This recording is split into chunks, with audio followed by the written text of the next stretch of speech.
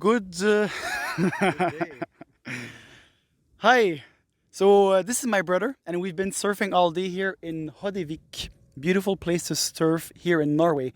And then we've been hiking, and now I'm going to ask him some questions about animal rights and veganism. Okay. So first of all,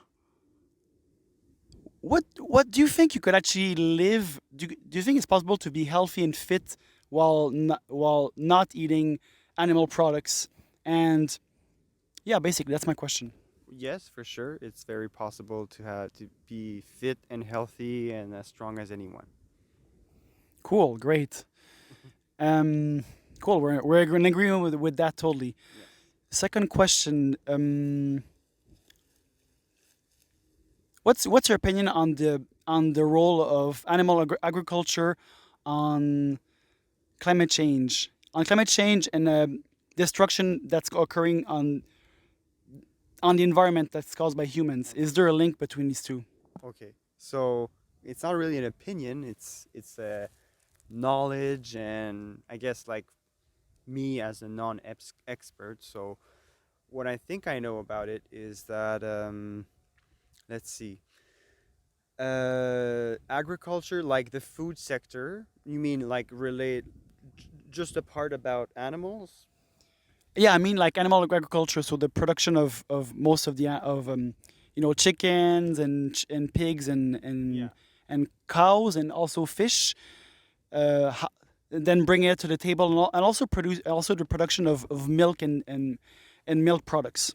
Well, I think I think like industrial food. I mean like bringing animals to the plate. The industrial industry has been bad for biodiversity and has been like responsible for a degradation of the environment. And like from what I understand, some practices are bad for greenhouse gases because like the cows when they're eating this type of food, like there are it's it, there are ways of having better practices for the greenhouse gas effects, but I guess it's all tied up into regulation and like practices of the les exploitants, the farmers. Hmm. And so it's uneven, but like let's look at the big ones. Let's say the states and Brazil and stuff like that. I'm like probably the vast majority of how those cows are being brought up and how let's say probably pigs too. It's all the methane produced by these animals are like they're not caught into some system. They're not reused. They're not injected into the ground in some way or other. And there are no plans to like the lobby does not want to spend money on that. So I guess you wouldn't have to have like strong government to like make him make him do it. So you're saying we stronger governments could actually force farmers to sequester carbon and methane. Yeah, exactly. Like with stronger regulation. I think deregulation is super stupid, and I think there should be way more government on that. Yes, this is a pretty complex issue. I mean, It is. how to actually stock carbon from animal production.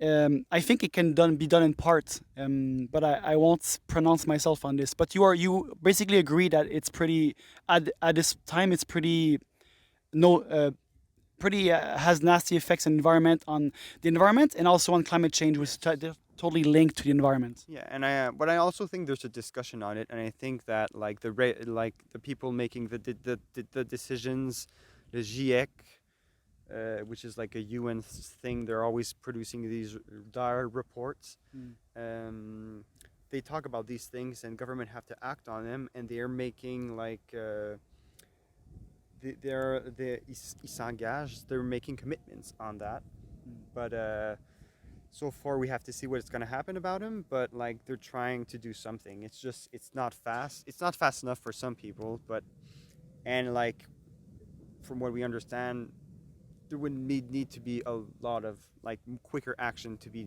done, but it's hard bringing like 200 countries together at the same table. I think I know what you're referring to. You're talking about the discussions about actually how to like yeah, how to mitigate climate change Yeah, by having targets of emissions, yeah, and that includes it does. agricultural sector. It does. Yes. Like they try to encapsulate every source, like be it Mm. air transportation or agriculture or like industry or like just regular people driving their cars. Yeah. According to one of the paper I read recently, I think a quarter of the emissions of all emissions in the world are caused by animal agriculture. Mm. So this is something that could cause it could significantly be used to reduce carbon emissions. Mm.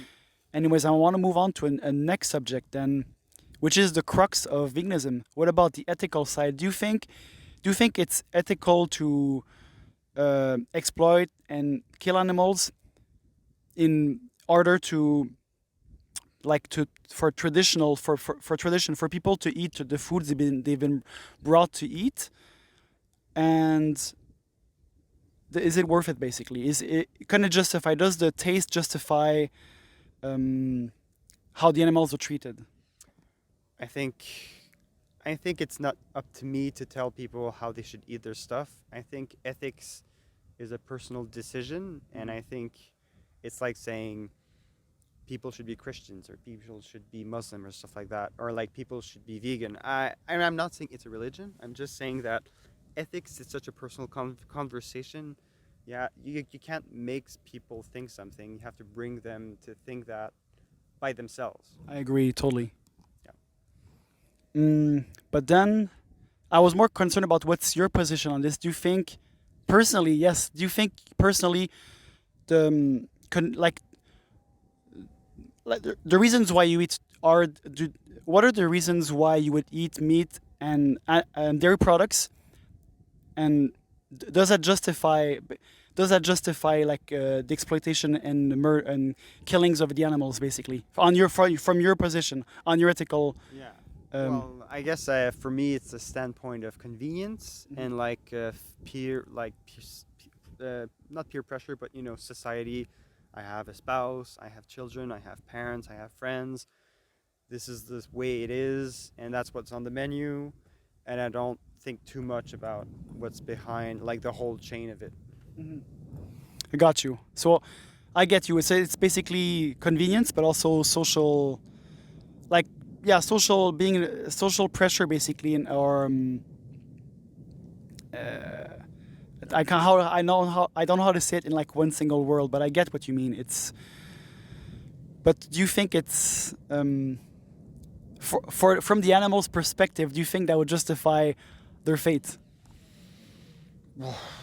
From their perspective, like I know, like they've been brought up in a system. That's how it is. Like I guess if they were like not smart enough, but like if they knew more, like if they were like more intelligent, I guess it would be more of a conversation. But it's a hard question, Like humans for thousands of years have domesticated animals to to have all these products, and this is from where all of this industry comes. Like I guess you could have a gripe on the industrialization of how it's been done, but like it's the relationship of all these species, the relationship of all these species that we've domesticated with us is how it is. Like dogs are like they're emotional, and they induce an emotional response from us, and we're happy to see them. Cats is kind of the same thing, but like sheep, we've domesticated them to have their la laine, their what's it called Their again? wool. Wool. That's it, wool. And then I guess from the farmer's perspective, he for him it's a financial operation, so he needs to, like you said, like sheep can be slaughtered when they're not productive enough Mm. and stuff like that. And it's the same thing for cows and for all those animals. It's the nature of humanity's relationship with them. Like if that were to stop, there would be way less animals.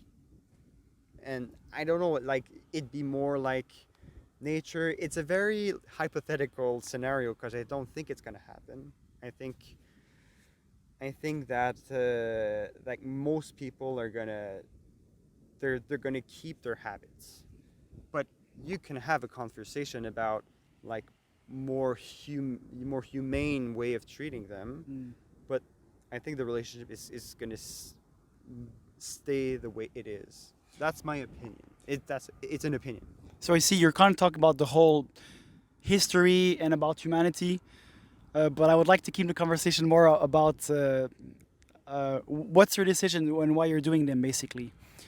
So I'll just ask another question. What would be preventing you from adopting a plant-based lifestyle? Oh, well, the convenience of it, I guess, because like I don't live in a vacuum. I have a spouse and a kid and friends and all. Like I guess it's easier by yourself or to adopt this practice and like even among society because like when you're at a restaurant you can choose the vegan option or if you're at a potluck you can bring your own stuff but like when you're with someone who's not going to be like that it's harder because you can't have like half a fridge this and half a fridge the other thing and you're always eating separate so that would be the main obstacle for me like it's not that I don't want to is like I'm very flexible. I don't mind eating either or. I don't have a hard set opinion on how I'm kind of special this way. Like I can eat way lots of different stuff and not mind very much. Yeah, I got you. It seems pretty difficult if you think that your spouse would not be willing to change and your son, I know he has a son. Hmm. Well, I guess you're right. I mean, you know them best, but I just wanted to talk to you to make you think about these questions. Yes. So it was a. But like, Wait a second. okay, yeah, go. Well, go ahead. You're the Well, interviewer. I wanted to say yeah, just thanks for the interview Yeah, and well, yeah, any last yeah, any more last remarks. thing, that's okay, remarks. Okay, well, like like all like there are for most people there are 3 meals in the day, and for me, like basically I'm de facto a vegan. Let's say morning and lunch. It's just that supper time is more difficult because then it's more of a family meal. But the rest of the day, I already don't eat any animal products. But it's not. It's more from like from an environmental perspective and also a dollar perspective. It's cheaper and Those are good. Those are good reasons to actually go plant based as well. yeah. Mm, Yeah, yes. so that's it. Like I think also veganism should not be an either or proposition or black and white. I think there should be more gray, more of a slider, more of a nuanced discussion. And I think everyone would benefit from being more vegan, but not vegan, let's say. Great. Do you understand? Yeah, I totally understand and I agree with you. I mean, to some extent, I think that's a huge difference is made in the world when people adopt more plant-based diet. So vegan is absolute is actually about opting for reducing causing the least harm you can in the world to within practical limits. But if people are simply like more plant-based for like their health or for environment, it's going to make a huge impact on these aspects and also for the animals. There will be a lot less slaughter of animals. So that's good. I appreciate your initiative, your input. Yeah. All right, thanks for the interview. Let's walk out of the scene. Bye. T'aurais pu aller dans l'autre côté, ça aurait été cool. Demandez On, chez nous. on pourrait l'utiliser. Moi, je pense que c'est pas mauvais. On a parlé pendant 15 minutes, Mathieu. Wow, tu vas être sur YouTube.